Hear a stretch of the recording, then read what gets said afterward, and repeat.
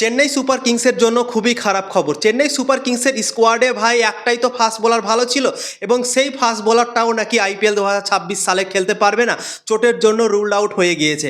অস্ট্রেলিয়ার fast bowler Nathan Alice চোটের জন্য আইপিএল 2026 সালটা মিস করে যাবে, এইরকম খবর বেরিয়ে আসছে, রিপোর্ট বেরিয়ে আসছে কি আইপিএল 2026 সালটা চেন্নাই সুপার কিংসের দল থেকে আর খেলতে পারবে না চোটের জন্য, সে পুরোপুরিভাবে রুলড আউট হয়ে গিয়েছে, এইরকম রিপোর্ট বেরিয়ে আসছে। বন্ধুরা, চেন্নাই সুপার কিংসের দলে ফাস্ট বোলিংয়ে তোমরা যদি দেখো তাহলে ম্যাট হেনরি একমাত্র বোলার এখন বেঁচে গেল কি ভালো আছে, এবং তারপর আর কোনো ভালো বোলার এখন পর্যন্ত চেন্নাই সুপার কিংসের দলে নেই।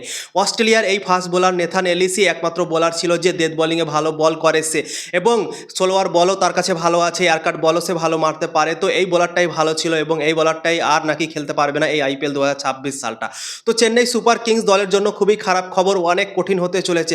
ম্যাট হেনরি চেন্নাই সুপার কিংসের দলে আছে, কিন্তু ম্যাট হেনরি নতুন বলে ভালো বল করতে পারে, নতুন বলে উইকেট নিতে পারে, সুইং করায় বলকে এবং তারপর সে উইকেট চাটকায়, কিন্তু ডেথ বোলিংয়ের জন্য অনেক সমস্যা হতে চলেছে। পাথিরানা আগের বছর ছিল, পাথিরানাকে ছেড়ে দিয়েছে। নেথান এলিস ছিল ডেথ বোলিংয়ের জন্য, নেথান এলিসও চোট হয়ে গেল। তো চেন্নাই সুপার কিংসের জন্য সমস্যা, অনেক সমস্যা বেড়ে গিয়েছে এখন চেন্নাই সুপার কিংস দলের জন্য। ডেথ বোলিংয়ে অনেক সমস্যা হতে চলেছে, খাস করে লাস্ট 4-5 ওভারে অনেকটা সমস্যা হতে চলেছে চেন্নাই সুপার কিংস দলের জন্য ভাই।